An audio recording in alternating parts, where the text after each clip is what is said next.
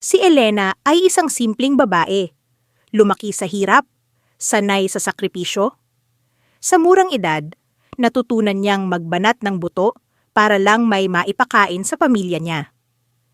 Sa isang marangyang restaurant, siya nagtatrabaho bilang waitress, kung saan unang nag-cruise ang landas nila ni Pautin at Adrian Monteverde, ang lalaking may buhay na kabaligtaran ng kanya.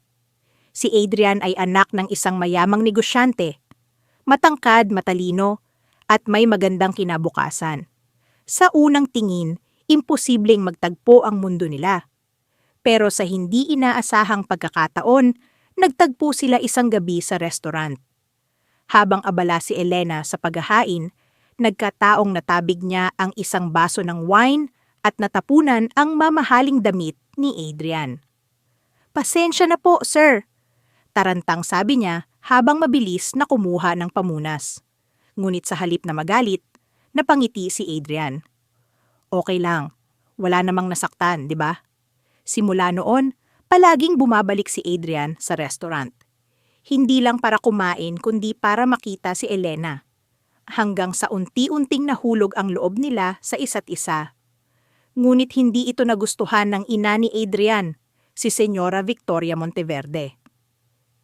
Isang araw, pinatawag si Elena sa mansyon ng mga Monteverde. Nang makarating siya roon, agad siyang sinalubong ng malamig na titig ng matandang babae.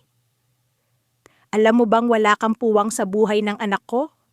Malamig na tanong ni Señora Victoria. "Senyora, mahal ko po si Adrian," sagot ni Elena. Kahit nanginginig ang boses niya, napangisi ang ginang. "At sa tingin mo, sapat na ang pagmamahal para burahin ang agwat ng estado natin? Kahit kailan, hindi ka magiging parte ng aming pamilya. Iisa lang ang kahihinatnan ng relasyon nyo. Masisira ang kinabukasan ni Adrian." Lumuhod si Elena, desperadong nakiusap. "Hindi ko po balak sirain ang buhay niya. Hindi po ako naghahangad ng yaman ninyo.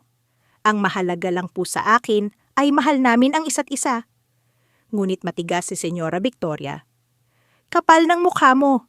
Isa kang hamak na waitress. Hindi ka nararapat kay Adrian. Layuan mo siya o pagsisisihan mo." Gabi-gabi, umiiyak si Elena sa sakit. Pero kahit anong gawin niya, hindi niya magawang layuan si Adrian. Mahal niya ito at alam niyang mahal din siya ng binata. Nang malaman ni Adrian ang ginawa ng kanyang ina, agad niya itong hinarap. "Hindi mo pwedeng diktahan kung sino ang mamahalin ko, Mama. Mahal ko si Elena at handa kang isakripisyo ang lahat para sa isang babaeng hindi mo kauri." Galit na tugon ng ginang. "Hindi sukatan ang yaman sa tunay na pagmamahal, Mama," sagot ni Adrian. Ngunit hindi nagpaawat si Señora Victoria.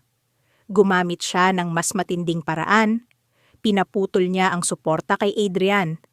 Tinanggal niya ito sa kumpanya ng kanilang pamilya at iniwan itong walang kahit isang kusing. "Ngayon, Adrian, tingnan natin kung pipiliin mo pa rin ang mahirap na buhay kasama ang babaeng yan," matigas na wika ng ginang. Walang pag-aalinlangan, iniwan ni Adrian ang marangyang buhay para sa pagmamahal niya kay Elena. Nagsimula silang muli mula sa wala. Nagtrabaho si Adrian bilang isang empleyado sa isang maliit na kumpanya, habang si Elena ay patuloy na nagsikap sa kanyang trabaho.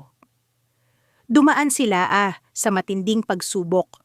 Mga gabing walang laman ang tiyan, pangungutya ng ibang tao, at pangungulila sa dating marangyang buhay ni Adrian. Ngunit sa kabila ng lahat, hindi sila bumitaw sa isa't isa. Pagkalipas ng 3 taon, si Adrian ay nakaipon mula sa kanyang trabaho at nakapagtayo ng sarili niyang maliit na negosyo. Hindi nagtagal, lumago ito at nakilala sa industriya. Sa wakas, muli siyang nakabangon, hindi dahil sa yaman ng kanyang pamilya, kundi dahil sa sarili niyang sipag at tiyaga. Nang malaman ito ni Señora Victoria, hindi niya napigilan ang sarili at muling hinarap si Elena. Ngayon na may sarili na siyang yaman, sigurado akong iiwan ka na niya. Mayabang na sabi ng ginang. Ngunit sa harap mismo ng kanyang ina, tinawag ni Adrian si Elena, lumuhod, at inilabas ang isang singsing. Elena, sa kabila ng lahat ng pinagdaanan natin, ikaw pa rin ang gusto kong makasama habang buhay. Pakasalan mo ako. Naluha si Elena at walang pag-aalinlangang sumagot. Oo, Adrian, ikaw lang ang mahal ko. Sa harap ng kanyang ina, pinatunayan ni Adrian na ang tunay na pagmamahal ay hindi nasusukat sa pera o estado sa buhay, kundi sa tibay ng dalawang pusong nagmamahalan. At sa huli, kahit matigas si Senyora Victoria, hindi niya naitago ang isang maliit na ngiti. Marahil, sa kabila ng kanyang paniniwala, nakita rin niya ang katotohanan na ang tunay na pag-ibig ay hindi natitinag ng kahit anong hadlang.